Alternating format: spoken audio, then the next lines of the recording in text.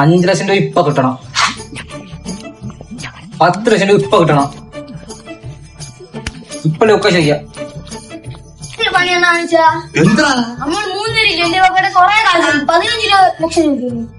5 ലക്ഷം വിളി നഷ്ടാപുരുക്കും. എത്ര അമ്പരി വിളി.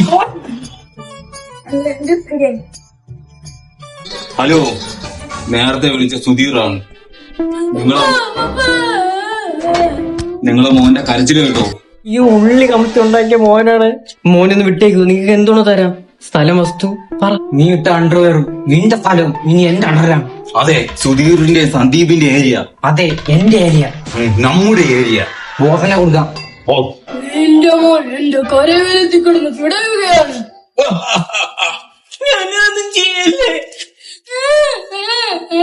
എന്നൊന്നും ചെയ്യല്ലേ.